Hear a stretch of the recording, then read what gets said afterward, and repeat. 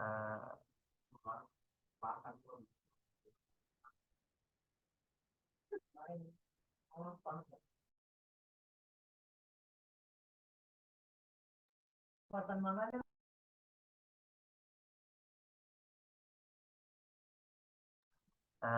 Selamat malam semuanya. Perkenalkan saya Faldi Andamisi Suwadi. Saya di sini sebagai moderator yang akan membimbing jalannya kelas pada malam hari ini. Semoga semuanya masih semangat ya. Buat teman-teman sebelumnya kita mau ngasih tahu nih, kalau kita bakalan buka lagi kelas hukum keperawatan untuk periode 6 Mei sampai 21 Juni.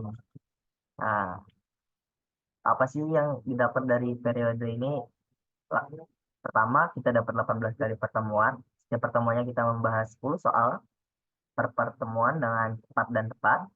Selanjutnya ada 8 kali tryout, total sampai 720 soal prediksi hukum dan juga pembahasan.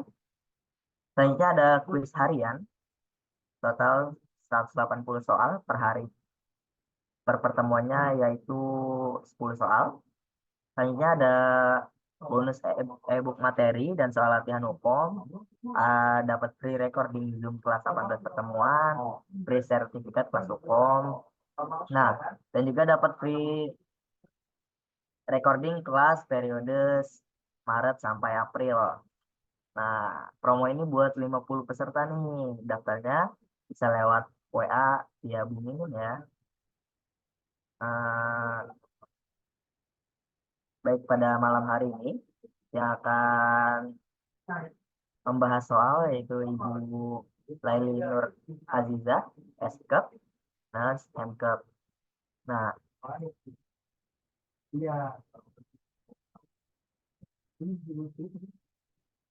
beliau ini pendidikannya itu SKEP Nurse di Universitas Brawijaya, Indonesia di tahun 2002. Selanjutnya melanjutkan Magister Keperawatan di Universitas Erlangga Indonesia pada tahun 2012. Saat ini beliau menjadi dosen di Universitas Jember D3 Perawatan, narasumber makalah atau pelatihan pengaji dan juga pelatihan penguji uji kompetensi OSCE standar nasional. Peraturan kelas seperti biasa, nama peserta harus sesuai dengan yang tertera pada saat pendaftaran. Setiap peserta hanya boleh menggunakan satu akun. Peserta dapat bertanya melalui kolom chat dengan menggunakan format nama, institusi, dan pertanyaan. Pengajar akan menjawab Q&A secara langsung saat break atau melalui grup WhatsApp, tergantung preferensi pengajar. Diimbau untuk menjawab soal-soal yang dibahas sebagai sarana latihan pribadi. Pesan, ingat disiplin waktu, dipahami materi, dihayati kemuliaan profesimu. Semangat ya sobat, karena bangsa kita butuh perawat dan bidan hebat seperti ini. Terima kasih. Selanjutnya, kita langsung membahas soal. Saya serahkan kepada Ibu Laini Nur Azizah untuk materinya. Terima kasih. Terima kasih. Ini pakai materi dulu sebentar ya.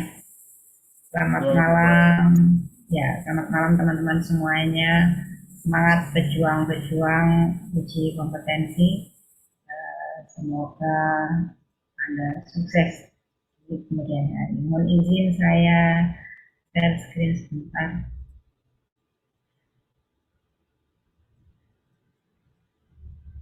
Sudah nampak di layar ya? Ya, baik. Perkenalkan, nama saya Ladin Aziza. Domisili saya adalah di Fakultas Keperawatan Universitas Jember, Jawa Timur.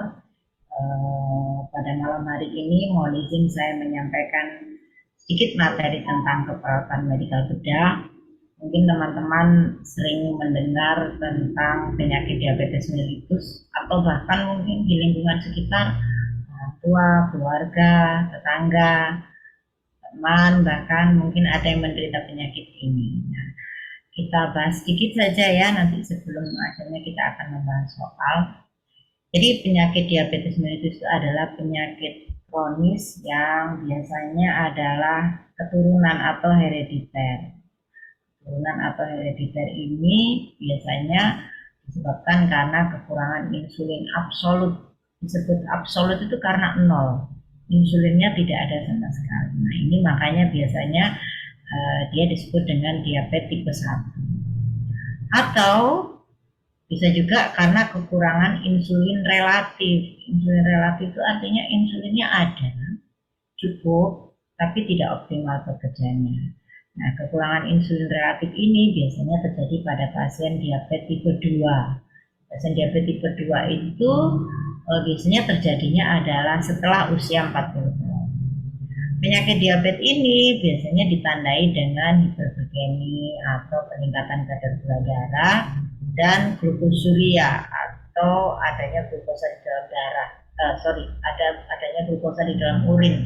Itulah makanya nama awalnya disebut dengan kencing manis. Itu berawal dari glukosuria ini. Sehingga adanya hiperglikemi ini akan menimbulkan gangguan metabolisme nutrisi yang meliputi karbohidrat, protein, dan kita bahas sebentar ya. Penyebabnya apa? Penyebabnya kalau yang diabetes tipe 1 itu mutlak karena sel beta kekebalan Langerhans di pankreas mengalami kerusakan.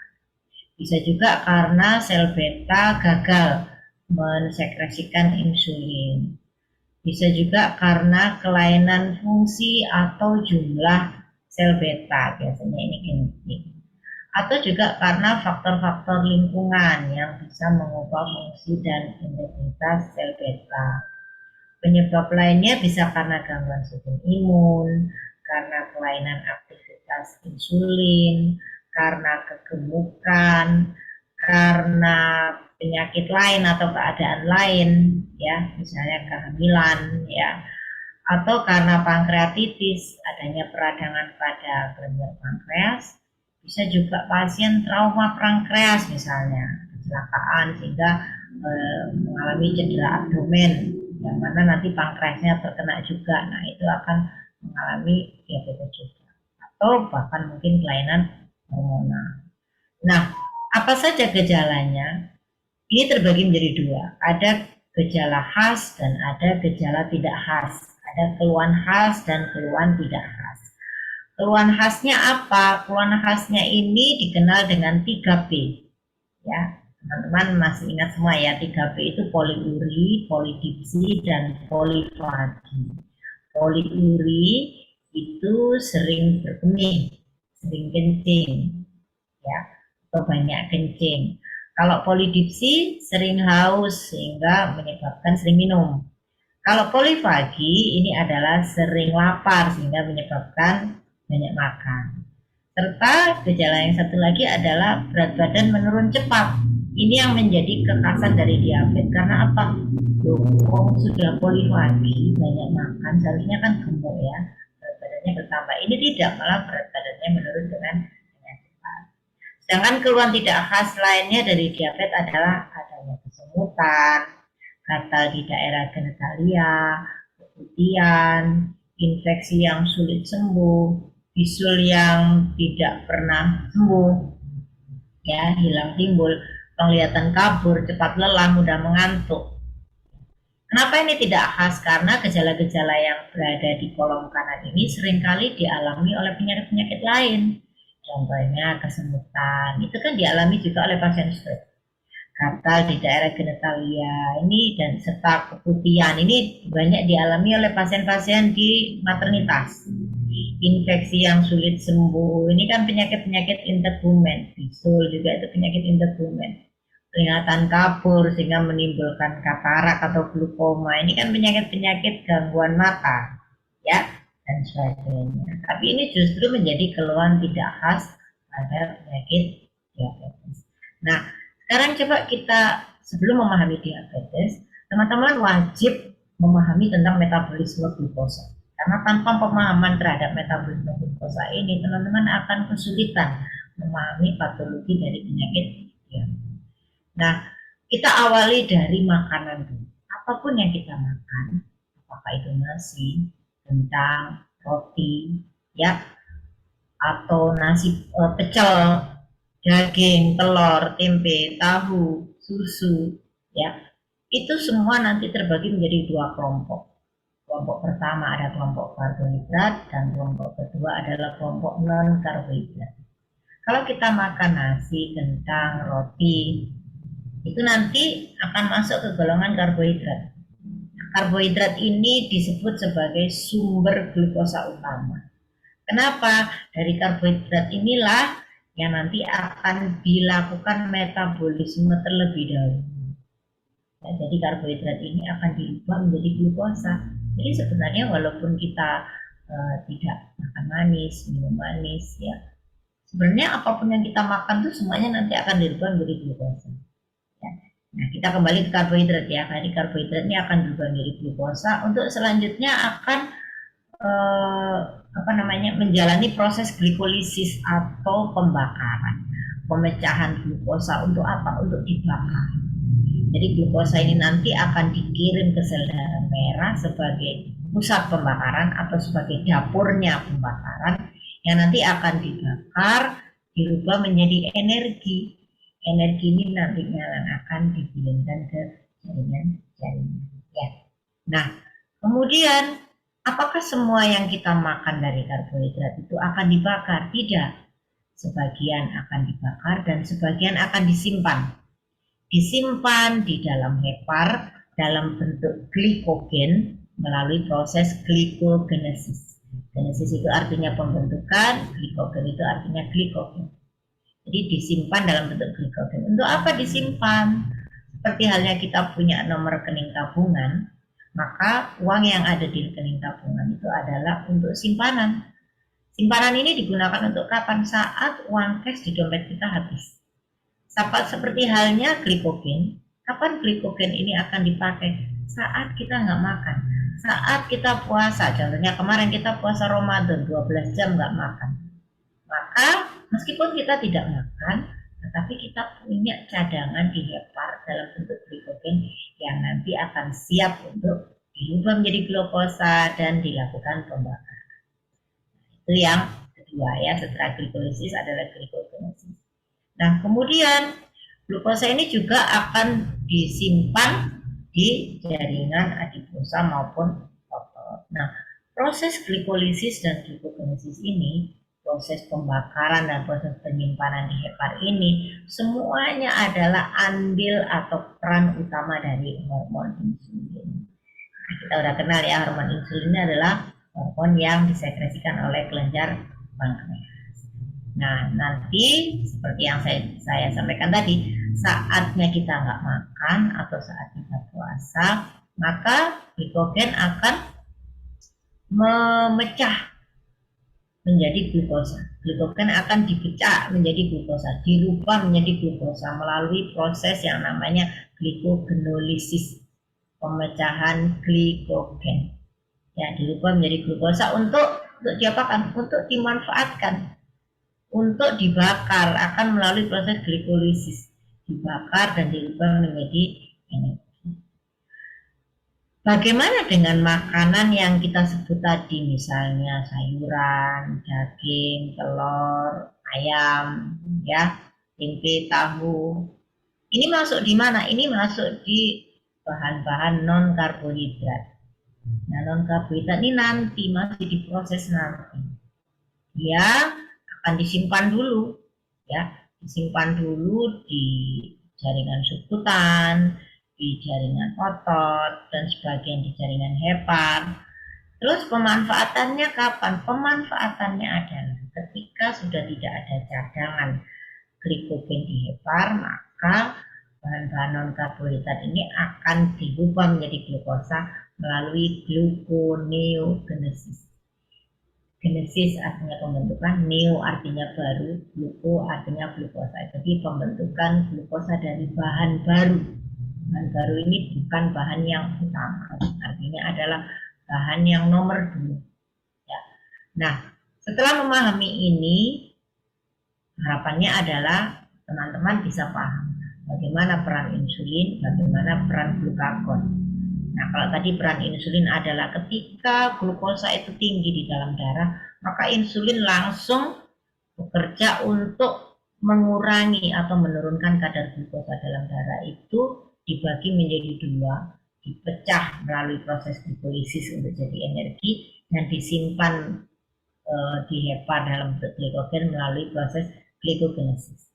Nanti saatnya kita puasa, kita tidak makan, maka hormon apa yang berperan? Sudah bukan insulin lagi, tapi hormon yang berperan adalah hormon glukagon yang disekresikan oleh sel alfa pankreas, di mana hormon glukagon ini akan berperan pada proses glikogenesis dan gluconeogenesis. Jadi semua cadangan yang di hepar, semua cadangan yang di subkutan maupun di otot itu akan dikeluarkan oleh glukagon diubah menjadi glukosa. Akhirnya gula darahnya jadi naik kembali. Ya. Nah, sekarang kita bahas tentang patologi diabetes. Ya. Jadi pada diabetes itu apa sih yang terjadi? Insulinnya tidak ada. Insulinnya tidak keluar sama sekali. Atau insulinnya ada tapi tidak cukup. Nah, akhirnya karena tidak ada insulin ini, maka proses yang saya ceritakan di slide sebelumnya, bahwa dia berperan pada proses glikolisis maupun glikogenesis, ini menjadi terhambat. Jadi artinya apa? Tidak ada proses pembakaran, tidak ada proses penyimpanan. Apa yang terjadi? Kalau tidak ada pembakaran, tidak ada penyimpanan, maka glukosa ini tinggi di dalam darah pada. Nah, inilah yang disebabkan karena tidak adanya insulin ini, karena pankreas mengalami kerusakan. Bisa karena autoimun. Inilah yang biasanya disebut dengan diabetes tipe 1. Ya. Nah, kemudian mungkin tidak hanya insulin yang kosong atau absolut atau nol, tidak ada sama sekali. Bisa jadi insulinnya ada, tapi reseptornya tidak cocok. Ya, jadi insulin itu ibarat adalah kunci, sedangkan glukosa itu adalah pintu. Jadi kalau kuncinya tidak cocok dengan pintunya, maka tidak bisa terbuka. Walaupun kadang-kadang kunci ini mirip sekali ya. Nah, begitu pula dengan pada diabetes. Reseptor itu sebagai pintu, insulin sebagai kunci. Kalau reseptor selnya berkurang atau tidak efektif atau tidak cocok, maka walaupun insulinnya jumlahnya cukup, maka ini tidak bisa insulin itu membawa glukosa menuju sel darah. Hal ini menyebabkan tidak terjadi glikolisis juga, ya. Nah, inilah yang biasanya terjadi pada diabetes tipe. Nah, sekarang kita masuk ke soal-soal maupun pembahasan ya. Bisa mulai ya. Ya, oke, kita mulai. Gimana ini? Dipandu atau langsung saya mulai? Langsung dimulai saja, Bu. Langsung mulai saja ya. Ada 10 soal, kita mulai soal pertama. Ya. Seorang perempuan 56 tahun dirawat di bangsal penyakit dalam dengan keluhan badan terasa lemah, mulut kering dan terasa haus, serta pandangan kabur. Hasil pemeriksaan lab menunjukkan adanya peningkatan kadar glukosa puasa. Pasien mengaku telah mengidap kencing manis sejak 11 tahun terakhir. Pertanyaannya, apakah penyebab mulut kering dan terasa haus dari kasus tersebut? Pilihan jawabannya A. Dehidrasi intraseluler, B. Sel mengalami lapar, C. Defisiensi ATP, dan D. Peningkatan keton, serta terakhir E. Vasokonstriksi. Ini dijawab di kolom chat ya? Oh, langsung ya.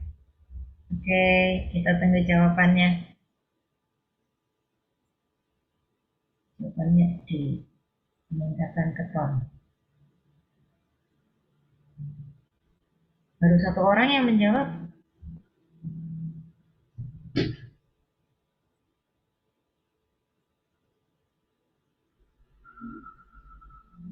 Sudah, tidak ada yang menjawab lagi.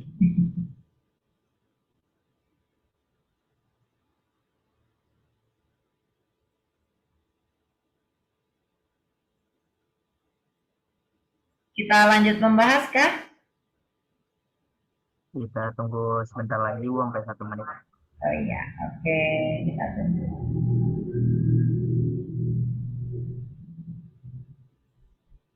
A, B, C, D, E. Dehidrasi intrasel. Lanjut ke pembahasan. Langsung pembahasannya, baik. Nah,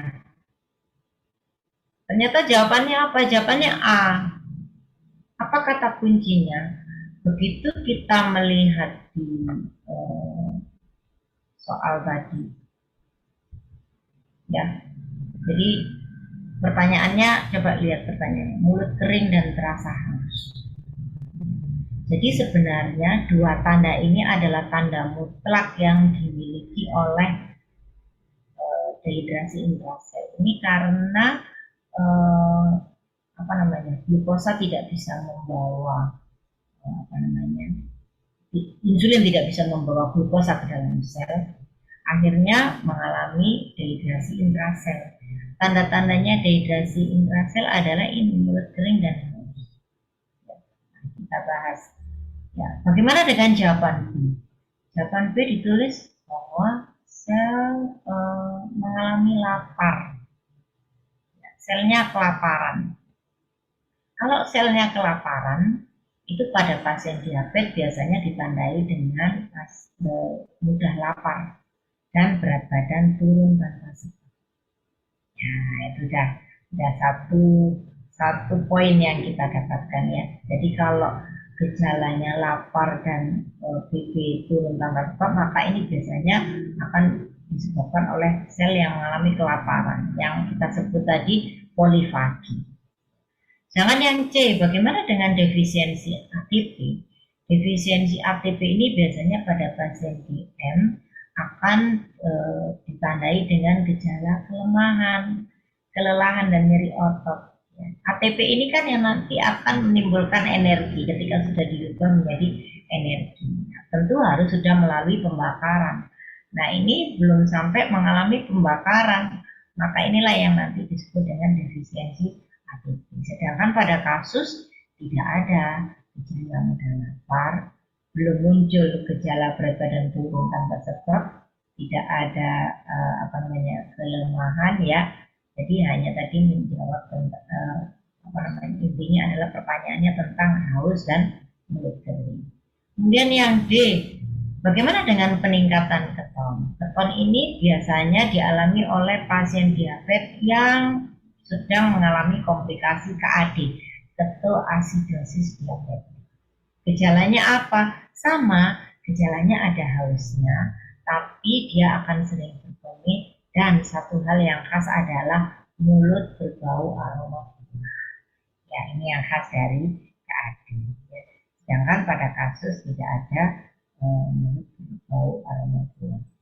Kemudian yang E, vasokonstriksi. Nah, vasokonstriksi ini biasanya dialami oleh pasien DM dengan gangren. Jadi ada gangguan pembuluh darah serta saraf. Ya, sedangkan pada kasus tidak ditemui atau tidak muncul gejala ini. Bagaimana teman-teman? Semoga satu soal pertama ini bisa membuat teman-teman lebih paham ya. Baik, kita lanjut ke soal nomor 2 ya, Kak. Ya, ini soal nomor 2. Seorang pasien wanita usia 61 tahun masuk rumah sakit dengan keluhan luka di kaki kiri yang semakin membusuk. Riwayat penyakit dahulu menunjukkan pasien ini sudah 2 kali masuk rumah sakit dengan kondisi yang sama serta mendapatkan terapi injeksi insulin. Dari pemeriksaan fisik didapatkan tinggi badan dan berat badan 154 cm dan 41 kg, tekanan darah 160 per 110, suhu 37,1 derajat Celcius, nadi 84 kali dan RR 16 kali. Nadi perifer 3 per 3, tidak ada udim, tapi ada ulkus neuropatik di kaki kiri, di dorsal pekis ini tadi punggung kaki ya, kaki. Kadar glukosa darah yang telah didapatkan adalah 335. Advis dokter, pasien mendapatkan insulin humulin NPH 20 unit subkutan pagi unit substansia. Pertanyaannya, apa yang perlu diajarkan tentang persiapan dan pemberian suntikan insulin pada pasien ketika akan pulang? Ya, pertanyaannya, apa yang perlu diajarkan tentang pemberian suntikan insulin pada pasien ketika akan pulang? Pilihan pertama, daftar resep. Yang kedua, B, cara kerja insulin. C, perubahan dosis insulin. D, penundaan waktu makan. Dan E, rotasi tempat penyuntikan. Silakan.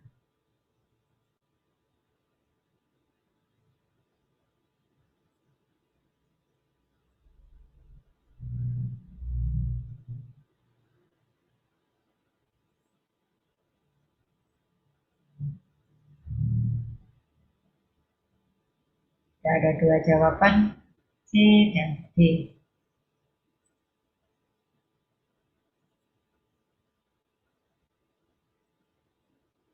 Tidak ada yang menjawab A, B, atau E.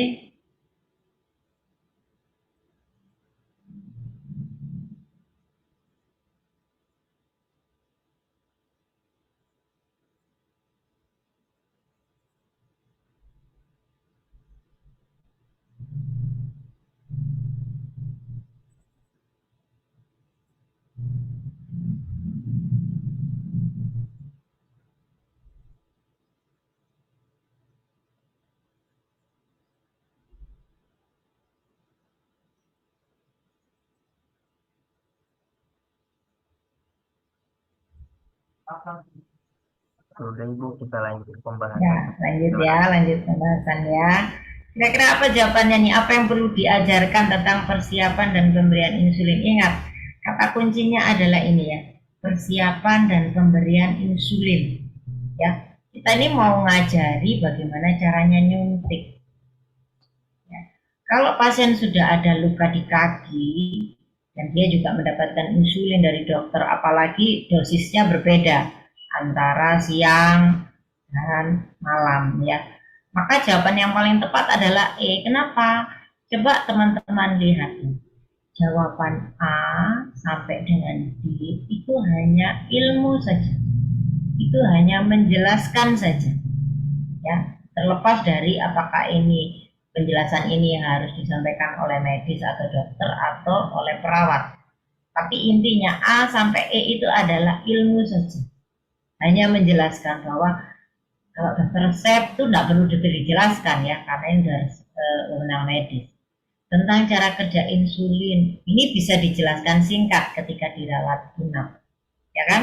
Bahwa insulin cara kerjanya adalah menurunkan kadar gula darah. Kan intinya begitu aja, jadi menjelaskan aja.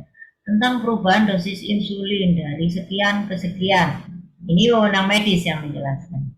Tentang penundaan waktu makan, ini bisa dijelaskan ketika dirawat inap. Dan ini A sampai D ini semuanya adalah hanya menjelaskan.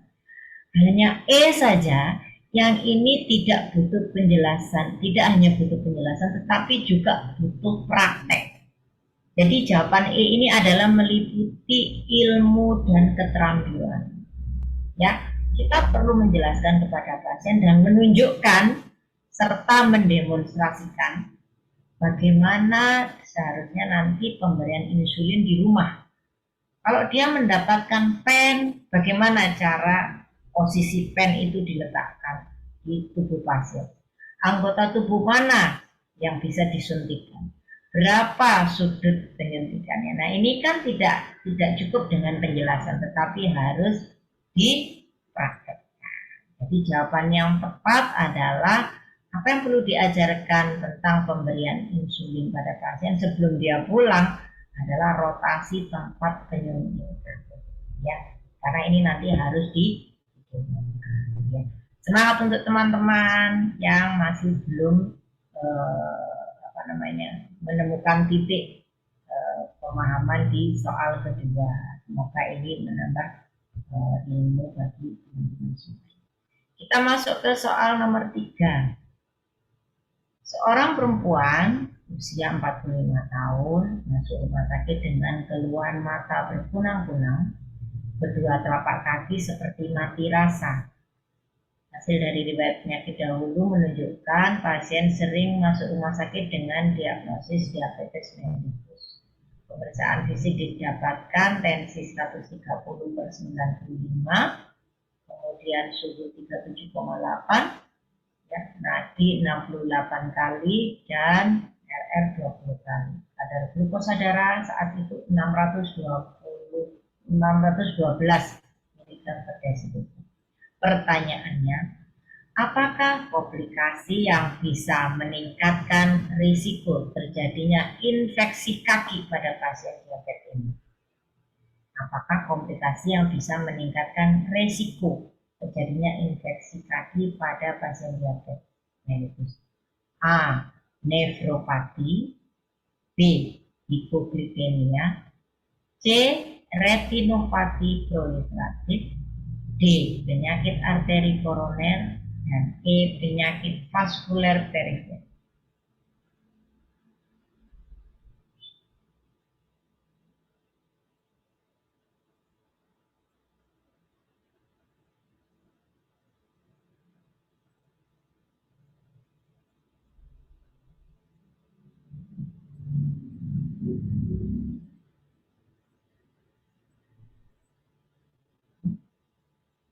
Aku pencet.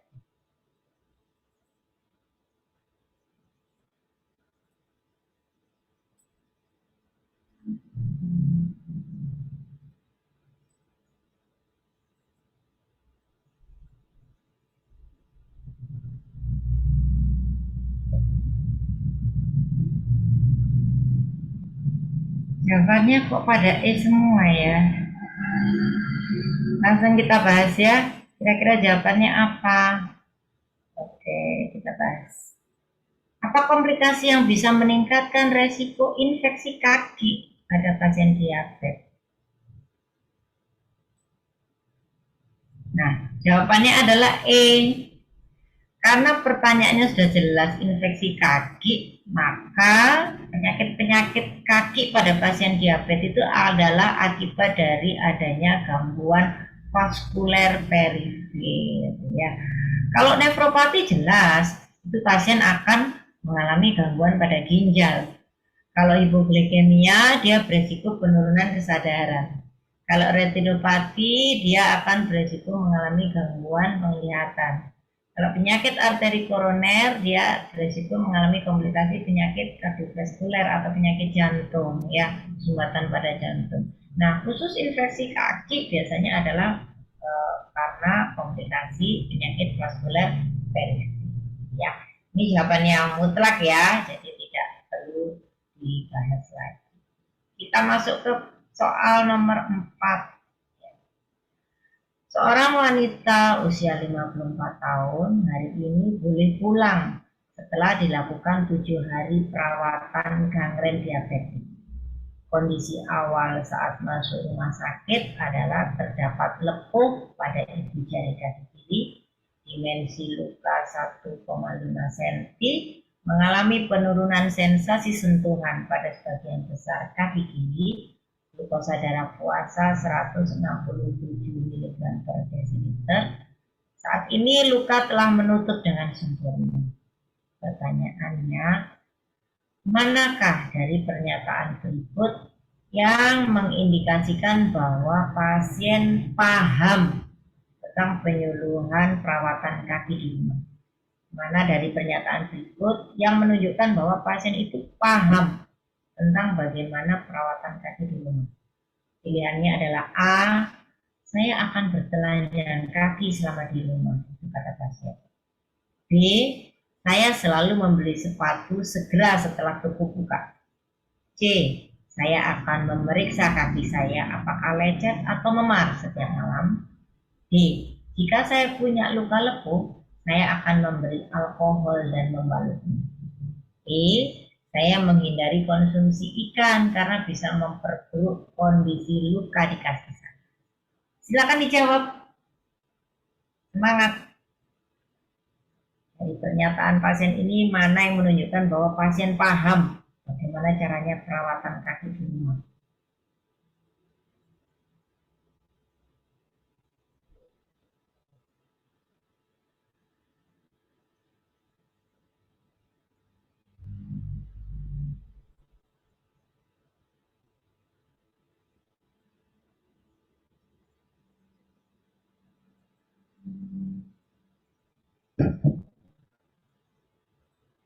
Jawabannya C. Sudah? Tidak ada lagi yang menjawab?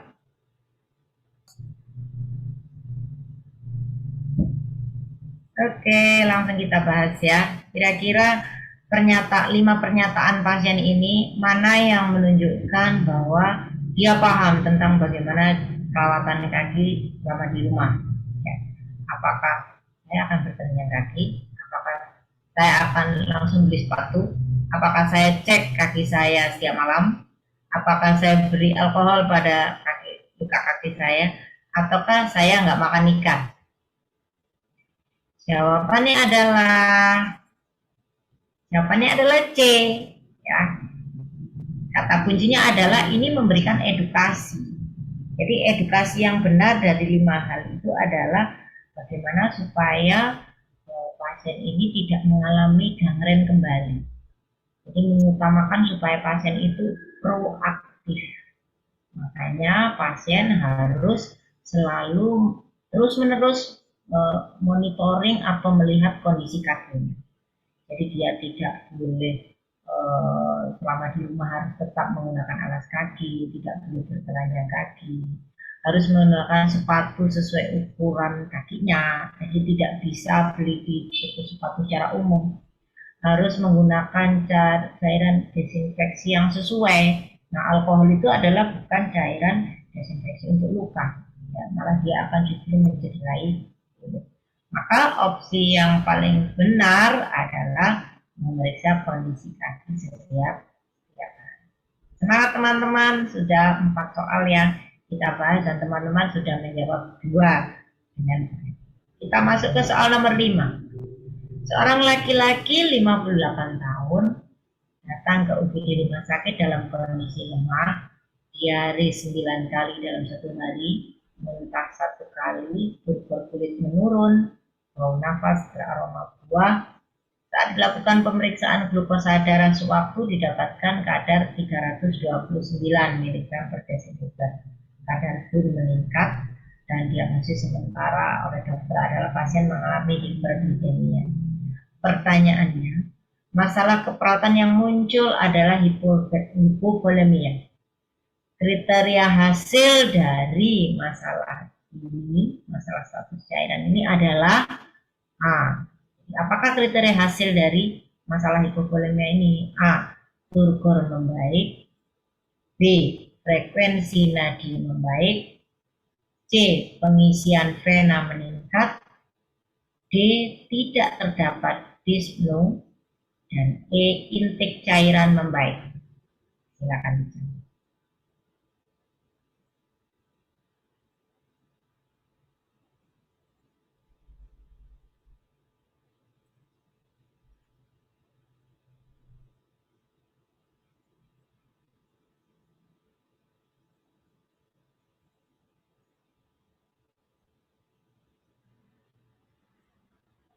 Ya, teman-teman sudah menjawab pilihan C, pengisian vena meningkat. Kita bahas ya. Jadi masalah yang muncul adalah disebutkan hipovolemia. Ya, dengan pasien diare, muntah, turgor menurun, bau nafas, bau buah, gula darah naik dan suhu juga naik. Kira-kira apa jawabannya? Apakah turgor? Apakah frekuensi? Apakah pengisian vena? Apakah dyspnea? Apakah intake cairan? Jawabannya adalah A. Sebenarnya semua jawaban di atas A, B, C, D, E ini adalah memang support untuk status cairan. Dia benar tentang kriteria cairan. Akan tetapi kriteria yang menggambarkan kasus, kriteria hasil yang menggambarkan tentang kasus di atas adalah turgor membaik. Ya, dia menyebutkan turgor. Ya, tidak ada data frekuensi nadi, tidak ada pengisian vena. Ya, walaupun sebenarnya ketika kita tidak perlu membahas tentang intake cairan membaik, ketika diare sudah berhenti, muntah berhenti, maka otomatis nanti turgor akan membaik dan otomatis frekuensi nadi, vena itu juga akan membaik. Ya, itu adalah kriteria hasil dari hipovolemia. Semangat teman-teman, sudah 5 soal yang kita selesaikan hari ini ya, semoga bisa bermanfaat. Masuk ke soal ke-6. Seorang laki-laki 68 tahun dirawat di bangsal penyakit dalam dengan kondisi luka kronik pada kaki, bau, dan banyak pes. Ya, jadi dia ini gangren diabetes. Pertanyaannya, apakah yang harus diperhatikan ketika perawat mengkaji odor? Odor itu adalah bau pada luka tersebut. Ya. Pilihan jawabannya A, karakteristik cairan luka yang mempengaruhi bau luka. B, adanya tunnel atau gua atau terowongan. C, adanya epitelisasi pada tepi luka. D, adanya warna kulit di sekitar luka. Dan E, adanya atau dimensi luka, luasnya luka. Silakan dijawab. Jadi apa yang harus diperhatikan ketika kita mengkaji bau pada luka? Kenapa ini ada bau? Kenapa ada bau? Apakah bau ini karena ada cairan luka, atau karena ada terowongan, atau karena ada epitelisasi, atau luas lukanya lebih lebar, atau warna kulitnya mempengaruhi bau? Sementara jawaban yang masuk adalah A. Bagaimana teman-teman? Apakah betul A?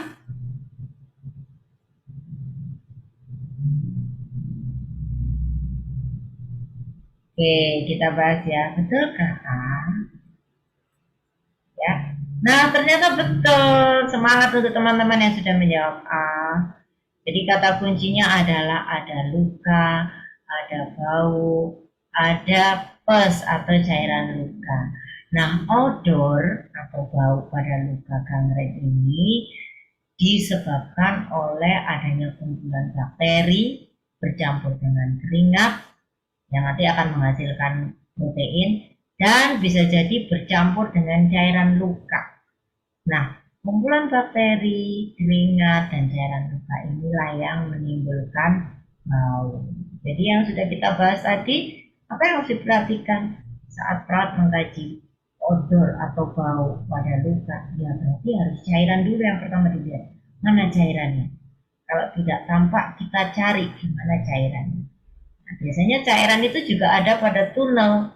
Kalau di tunnel biasanya ada tunnel, ada goa, ada terowongan, itu belum tentu ada cairannya. Nah, makanya nomor 1 adalah harus ada cairan. Ya, semangat teman-teman. 6 soal sudah betul ya. Teman-teman kuasai hari ini. Masuk ke soal nomor 7. Laki-laki 61 tahun dirawat di bangsal rumah sakit karena luka kronis di kaki. Kondisi saat ini, pasien menyampaikan bahwa pada kaki dan lukanya mengalami penurunan sensasi sentuhan. Banyak pes. Leukositnya naik dari 26.000 ml, kemudian protein serumnya menurun. Dan pasien memerlukan pemeriksaan kultur luka. Pertanyaannya, apakah tujuan pemeriksaan kultur pada luka pada kasus tersebut?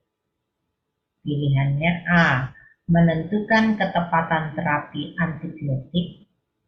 B, mengevaluasi status nutrisi. C, memenuhi kebutuhan parenteral. D, menentukan kebutuhan protein. Dan E, menentukan bahan dressing yang digunakan. Akan dijawab. Apa tujuan pemeriksaan kultur pada luka?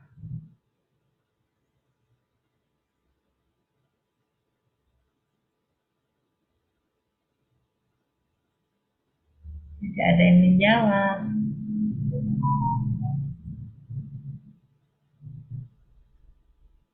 B, C, D, E. Tidak ada yang memilih ya. Apa tujuan pemeriksaan kultur pada luka? Apa sebenarnya tujuan pemeriksaan kultur pada luka? Ya, kita bahas ya. Apa tujuan pemeriksaan kultur pada luka? Pasien ini gangren diabetik. Nah, jawabannya adalah A. Selamat yang sudah menjawab A. Jadi, kata kuncinya adalah pemeriksaan kultur itu adalah untuk mencari terapi yang tepat, terutama terapi antibiotik.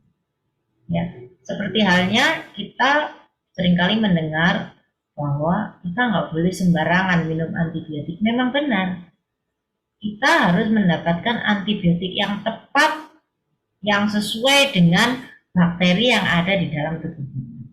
Jadi ada dua jenis antibiotik, yaitu antibiotik gram positif dan gram negatif, sesuai dengan bakterinya juga. Jadi bakteri itu ada bakteri gram positif, ada bakteri gram negatif. Kalau hasil kultur menunjukkan bahwa bakteri yang ada di luka itu adalah bakteri gram positif, maka diberikan antibiotik gram positif. Sedangkan kalau bakterinya gram negatif, maka diberikan antibiotik gram negatif. Nah, jadi pemeriksaan kultur itu adalah untuk menentukan jenis antibiotik yang tepat sesuai bakterinya, sesuai jenis bakteri. Cara pemeriksaan, cara pengambilan kulturnya itu adalah seperti yang saya gambarkan di kanan ini. Jadi umpama ini luka, maka kita siapkan apa yang disiapkan? Kita siapkan bahan-bahan yang dibutuhkan serta alat-alatnya. Jadi kita setelah cuci tangan, kita buka balutan ini, kita cuci lukanya, ya, cuci lukanya dengan NS saja, kemudian kita keringkan dengan kasa steril, kemudian kita ngambil sampel kulturnya dengan cara cotton bud itu kita usap zigzag sebanyak 10 kali usapan yang mewakili seluruh area luka. Baru cotton bud yang sudah zigzag tadi kita masukkan ke dalam tabung dan kita kirimkan ke laboratorium. Ya, nah ini yang nanti akan menghasilkan bahwa bakteri apa yang ada di luka tersebut. Maka antibiotik yang akan diadviskan oleh dokter menyesuaikan dengan bakteri yang semangat teman-teman, sudah ada yang menjawab dengan benar, sudah paham. Kita memasuki soal ke-8. Seorang laki-laki 58 tahun datang ke UGD dalam keadaan penurunan kesadaran. Perawat UGD melakukan cek glukosa darah sewaktu, hasilnya adalah 50 mg per desiliter. Keluarga menceritakan bahwa sebelumnya pasien tidak nafsu makan selama 2 hari dan tetap disuntikan insulin 12 unit oleh anggota keluarga. Pasien tampak sering menguap dan tertidur kembali. Pasien mengalami diabetes mellitus sejak 14 tahun yang lalu. Pertanyaannya, apa penyebab timbulnya kondisi tersebut? A. Pemberian insulin kah? B. Apakah karena tidak nafsu makan? C. Hasil GDA 50 mg per desiliter. D. Riwayat penyakit DM. Dan E. Lamanya menderita DM. Silakan dijawab. Apa yang menyebabkan timbulnya kondisi pasien saat datang ini? Apakah karena diberi insulin? Apakah karena tidak nafsu makan 2 hari? Apakah karena gula darahnya 50 mg?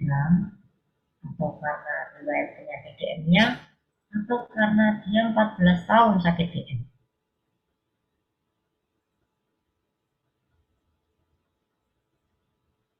Sudah ada satu yang menjawab E. Apakah betul E? Atau masih ada yang menjawab pilihan lain? A, B, C, D belum terjawab.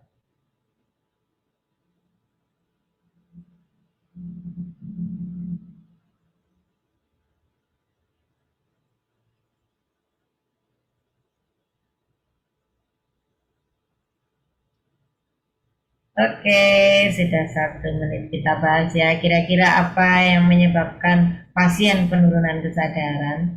Ya, sehingga gula darahnya turun. Ya, apakah karena pemberian insulin, nggak mau makan 2 hari, karena gula darahnya turun, atau karena diabetesnya? Jawabannya adalah A, ya. Jawabannya adalah karena pemberian insulin. Kata kuncinya apa? Pasien penurunan kesadaran. Dia sering menguap dan tidur. gula darahnya turun ya, 50 mg per desiliter itu adalah hipoglikemi. Ya, kadar gula darah normal itu adalah 80 sampai 110. Kalau dia di bawah itu, di bawah 50, dia itu hipoglikemi. Nah, apa penyebab utamanya? Penyebab utamanya adalah pemberian insulin. Pemberian insulin yang dilakukan oleh anggota keluarga itu salah. Kenapa kok salah? Seharusnya sebelum insulin diberikan, maka keluarga pasien harus tetap memantau pola makan pasien serta kadar glukosa darahnya. Kalau pasien sudah terlihat 2 hari nggak mau makan, maka harus cek gula darah. Bila gula darahnya turun, maka tidak boleh diberi insulin. Nanti kan lucu ya, tujuannya insulin itu untuk menurunkan kadar gula darah. Kalau dia nggak makan, kemudian diberi insulin, kira-kira yang diturunkan apa? Kan yang sudah turun maka akan semakin turun. Ya, kalau dia makan, maka yang kita turunkan adalah gula darah dari hasil metabolisme makanan yang masuk. Tapi kalau tidak makan, maka tidak ada metabolisme glukosa. Kalau diberi insulin, berarti yang sudah rendah kita turunkan lagi, maka akan semakin. Nah, makanya bila pasien tidak nafsu makan, asupan nutrisinya menurun, maka insulinnya ditunda. Ya teman-teman, semoga ada ilmu, tambahan ilmu di soal yang terakhir ini. Kita masuk ke soal ke-9, soal terakhir. Seorang perempuan 52 tahun datang ke rumah sakit dengan keluhan badan lemah dan lelah, sering haus hingga banyak minum. Pasien pernah mendapatkan terapi insulin 8 unit 2 bulan yang lalu. Dari data pengkajian, glukosa darah sewaktu 314 mg, mulut kering, dan selama di UGD berkemih 2 kali. Pertanyaannya, apa masalah keperawatan yang muncul pada kasus tersebut? Apakah A. hipovolemia, atau B. ketidakstabilan kadar glukosa darah, apakah C. defisit nutrisi, atau D. resiko hipovolemi, atau E. resiko shock? Mana masalah keperawatan yang muncul? Nomor 1 ya, yang pertama.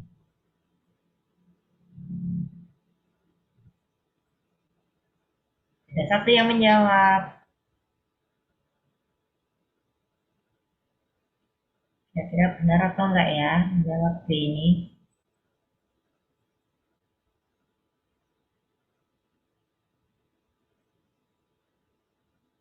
Tidak ada yang menjawab hipovolemi atau nutrisi atau shock. Pasien haus, banyak minum, mengeluh lemah dan lelah, pernah dapat insulin 2 bulan yang lalu, glukosa darah saat ini tinggi, mulut kering, dan selama di UGD dia berkemih 2 kali. Mana jawaban yang benar ya? Oke, kita bahas ya. Jawaban yang benar adalah B. Ya, apa itu B? Ketidakstabilan glukosa darah. Ya, apa kata kuncinya? Ada hiperglikemia, pasien haus, mulut kering, dan berkemih. Bagaimana dengan jawaban A? Kalau kita menjawab hipovolemi, maka pada kasus butuh data tanda-tanda vital, turgor, CRT, kesadaran, serta data lab. Ya. Sedangkan kalau kita memilih defisit nutrisi, di kasus tidak ada data yang mendukung sama sekali tentang berat badan dan status pencernaan. Kalau kita menjawab resiko hipovolemi sama seperti jawaban A. Ya. Kalau kita menjawab resiko shock sama juga seperti jawaban A. Jadi jawaban A, D, E itu pada kasus butuh data-data tanda-tanda vital, turgor, CRT, kesadaran, serta data lab yang berbeda. Selamat untuk teman-teman yang sudah menjawab B, ketidakstabilan glukosa darah ya. Betul ya, jadi kata kuncinya adalah hiperglikemi, haus, mulut kering, dan semangat teman-teman, kita menuju ke kompeten untuk membahas soal yang terakhir malam hari ini, soal ke-10.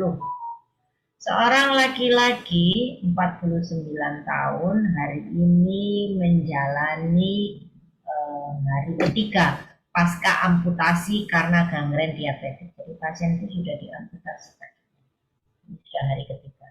Untuk memulihkan psikologis dan fisik, pasien perlu menjalani perawatan amputasi. Pertanyaannya, apakah sasaran utama untuk mempercepat penyembuhan luka amputasi? Apakah A. dengan memberikan kompres hangat, apakah B. mengontrol dan mengurangi udin, apakah C. mengajari aktivitas kemandirian, atau D.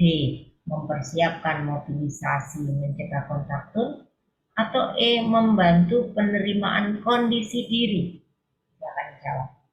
Apa sasaran utama untuk mempercepat penyembuhan luka amputasi? Pasien hari ketiga pasca amputasi gangren diabetik.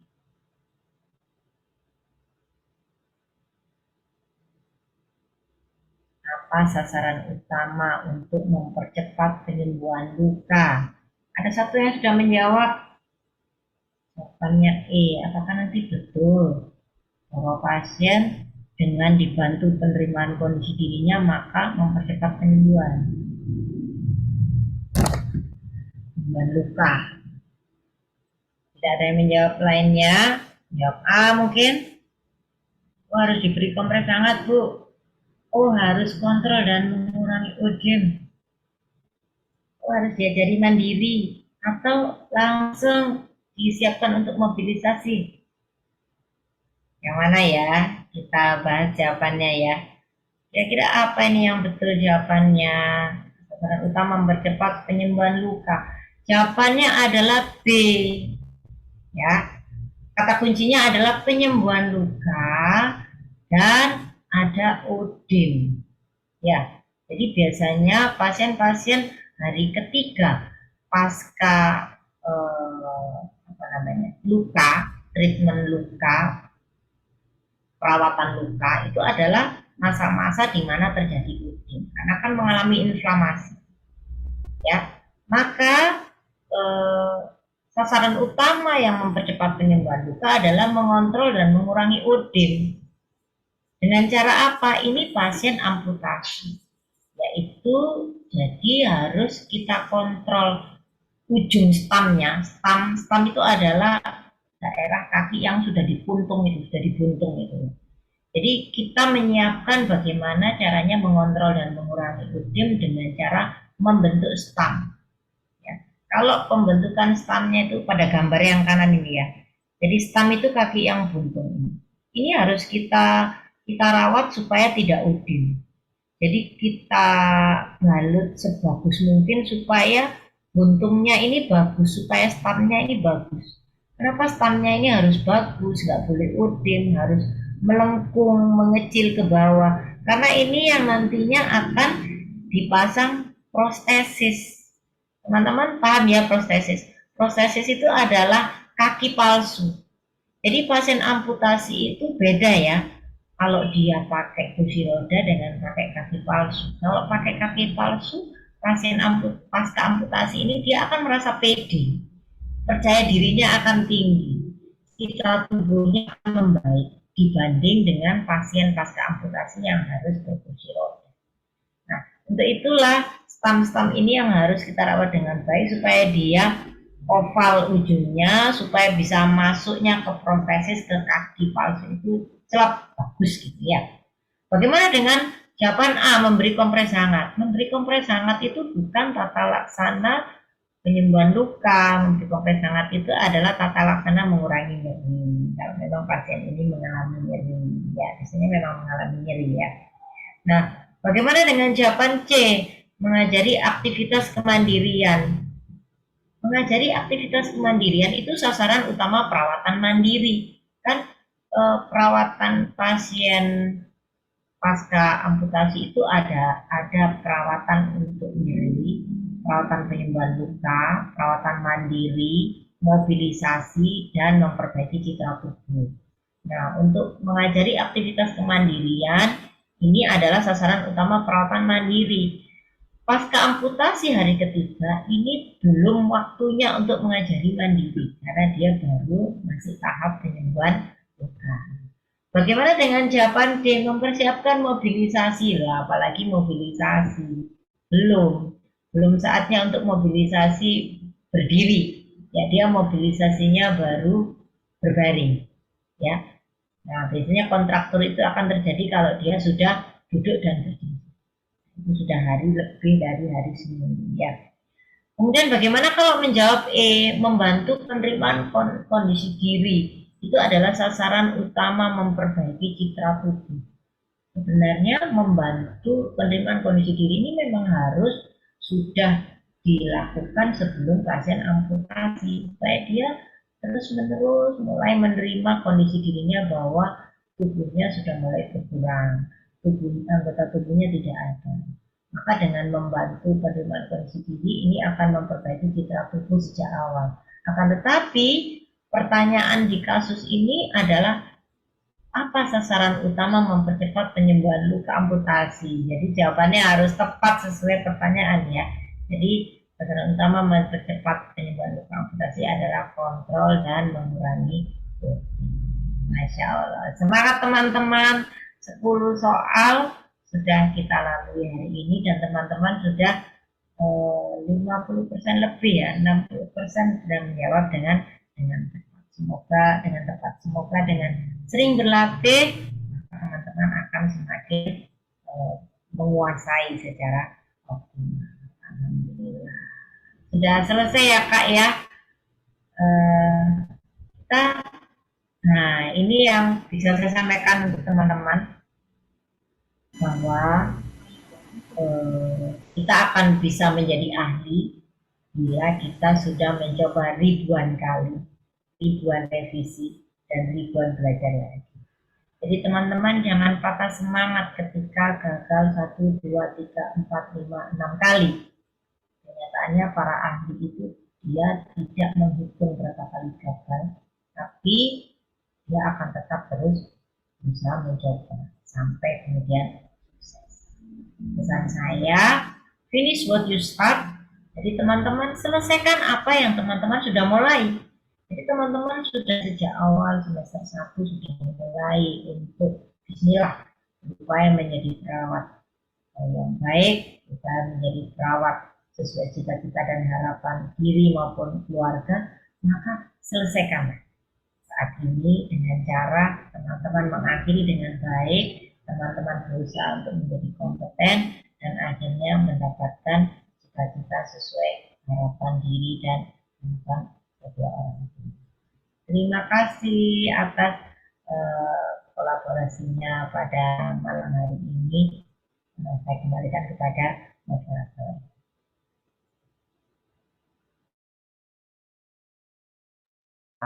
Baik, terima kasih Bu Laili Aziza atas soal-soal yang sudah dijelaskan dan materi yang sudah dipaparkan. Mungkin sebelum kita tutup pertemuan pada malam hari ini, apakah dari teman-teman semuanya ada yang ingin bertanya? Silakan kalau ada yang ingin bertanya terkait medikal bedah endokrin, terutama diabetes. Sering muncul juga ini kasusnya di e-commerce.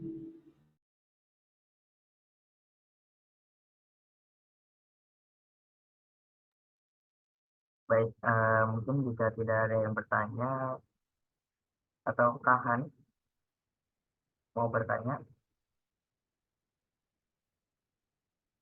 mungkin jika tidak ada yang ingin bertanya, kita tutup pertemuan kita pada malam hari ini.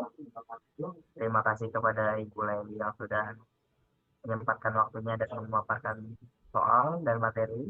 Sama-sama. Pada teman-teman semua yang sudah hadir dan ikut aktif pada sesi kelas pada malam hari ini. Mungkin cukup sekian. Saya pamit undur diri. Wabillahi taufiq wal hidayah. Wassalamualaikum warahmatullahi wabarakatuh. Waalaikumsalam warahmatullahi wabarakatuh. Sukses sampai jumpa. Izin live group. Izin saya meeting ya Bu.